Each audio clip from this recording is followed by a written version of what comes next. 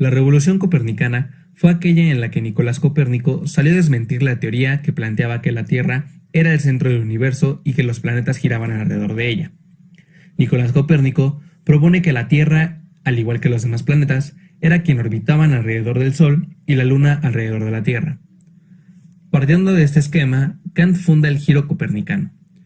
Considerando la teoría heliocéntrica y geocéntrica, Kant toma el mismo ejemplo para explicar el cambio en el conocimiento, mismo que anteriormente planteaba al sujeto como un receptor pasivo de la realidad, y éste se percibía de la misma forma en los demás. Sin embargo, Kant mencionó que esto no podía ser posible, pues no se logra un conocimiento a priori, que es aquel de conocer antes de experimentar. Es entonces cuando Kant propone un cambio en los sentidos, y es cuando plantea que el sujeto es quien configura esa realidad a partir de los sentidos e inteligencia.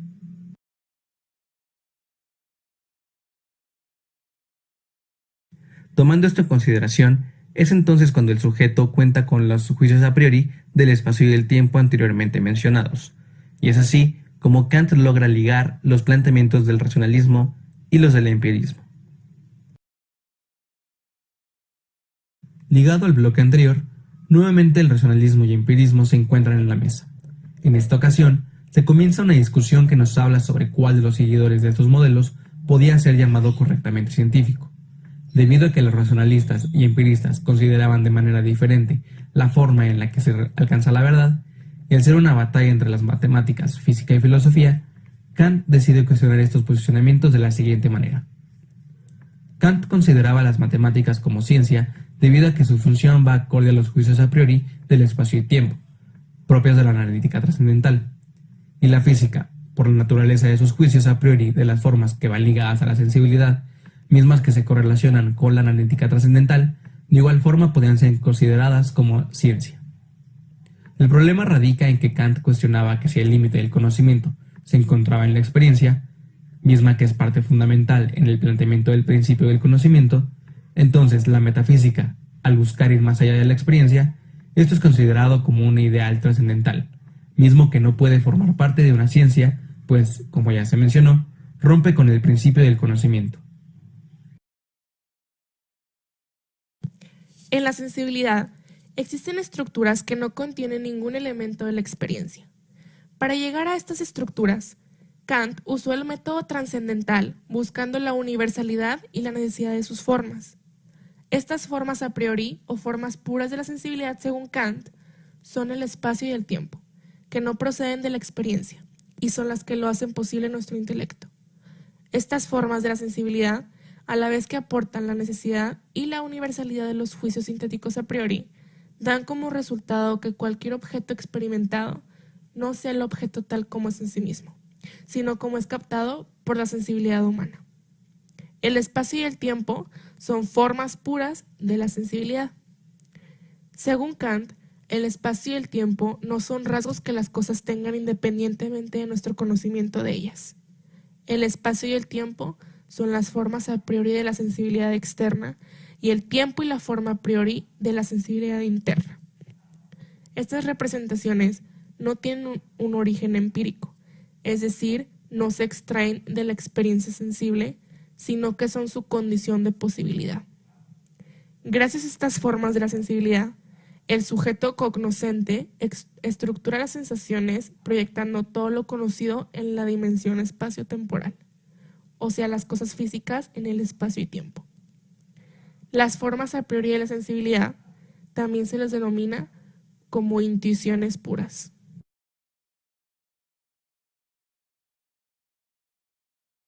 De acuerdo con Kant, la realidad se compone de dos partes: el fenómeno, que es el objeto tal y como nos aparece, y el número, que es el objeto en sí mismo, su esencia o ser.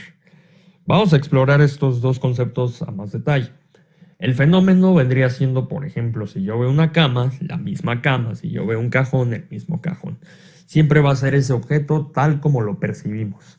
Y el número, de acuerdo con Kant, nunca lo vamos a poder conocer, solamente lo vamos a poder describir. Esto va ligado un poquito va ligado a las ideas de Platón y Aristóteles, porque Platón decía el número, decía que, pensando en Platón, que nosotros nunca vamos a poder tener las formas perfectas, que solamente las vamos a poder tener en nuestra mente, pero que somos capaces de reconocer esas imperfecciones y asimilarlo con un objeto. Entonces, Kant, lo del número va muy relacionado a esta idea de Platón, ya que nosotros somos capaces de decir que algo es una puerta porque la describimos por sus atributos, o como diría Aristóteles, por sus accidentes.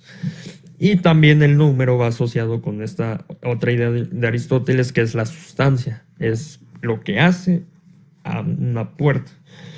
Y bueno, quisiera seguir con esta línea de razonamiento y presentar otro ejemplo.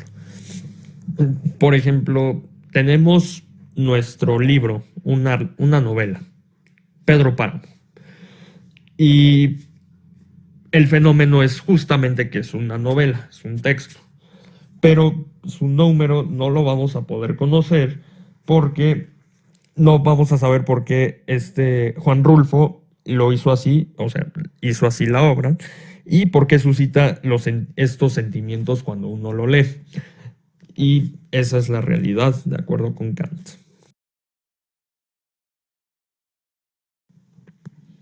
Un juicio analítico es cualquiera que posea el ejemplo del predicado contenido en el sujeto. Esto se refiere a cuando se produce una relación de pertenencia y de identidad como efecto. Un ejemplo puede ser: todos los cuerpos son extensos. Esta es la propia definición que propone Kant cuando introduce el concepto. Como la extensión es una propiedad de los cuerpos, es entonces que se puede deducir directamente del sujeto.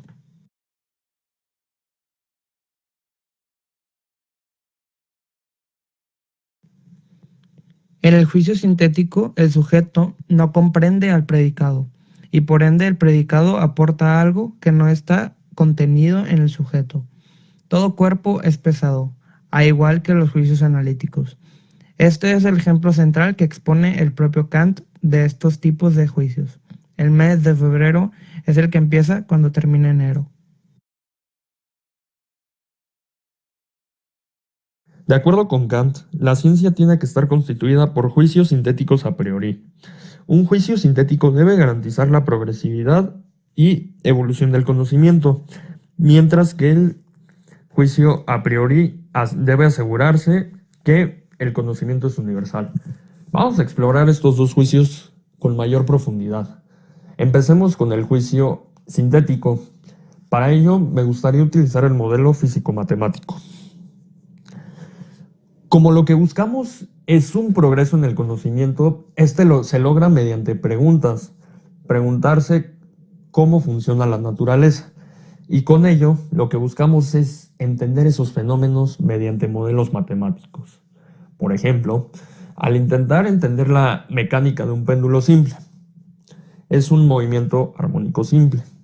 Y este modelo parte de una ecuación diferencial. Lo que vamos a hacer es, vamos a describir la posición respecto al tiempo.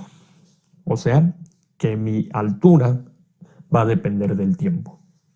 Entonces, mediante esta herramienta, resolvemos la ecuación y obtenemos una función, con la cual también derivan otras funciones, por ejemplo, el periodo del mismo péndulo. Y con ello estamos generando progresividad, porque al entender cómo funciona un péndulo, hemos sido capaces de hacer, por ejemplo, relojes, hemos sido capaces de poder entender otros movimientos, como vendría siendo el comportamiento de una onda, que esto a su vez nos ha llevado a crear dispositivos como los radios. Pero todo parte de entender lo simple, de poder describir estos fenómenos. Y con ello, justamente debido a que entendimos todos estos fenómenos, hemos generado una evolución, que es básicamente esta idea se toma en la revolución industrial. Vamos a entender nuestro mundo para tomarlo, para utilizarlo, aprovecharlo al máximo y mejorar la vida humana. ¿Qué digo? Al igual como hemos creado máquinas, hemos impactado en el ambiente y bueno, la ciencia ya se está encargando de ver cómo poder minimizar este daño ambiental. Y tienen que ser universales esos conocimientos. ¿Qué se refiere con eso? Que siempre bajo las mismas condiciones se pueden comprobar. Todos estos conocimientos que se generaron, estas ecuaciones, este modelo, esta máquina, todo tiene que ser comprobable. ¿Cómo lo comprobamos? Mediante nuestro razonamiento matemático, que a su vez tiene parte de sus mismas bases.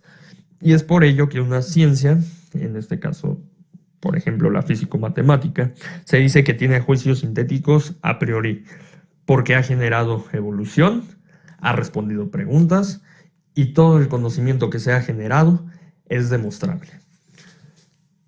Y por último, quisiera, relacionándonos con el juicio sintético de una evolución que ha marcado mucho la historia de la física, es el caso de la teoría de la relatividad general, ya que antes se pensaba que la gravedad era causada por la masa, y como la luz en ese momento se descubrió que no tenía masa, pensaban que no se iba a afectar por la gravedad, pero Einstein, mediante su teoría de la relatividad general, logró demostrar que todo objeto es perturbado por la gravedad, la luz, todo lo que tiene masa, ya que finalmente la gravedad es consecuencia de una curvatura en el espacio. Y con ello generamos progresividad al conocimiento porque pasamos a entender un nuevo concepto. Y también hubo evolución. ¿Por qué? Porque gracias a Einstein, gracias al hecho de que, por ejemplo, igual en esta misma teoría de la relatividad, de que el tiempo es relativo y no es absoluto, como decía Newton, hemos sido capaces de sincronizar los relojes del GPS para así tener un mejor resultado.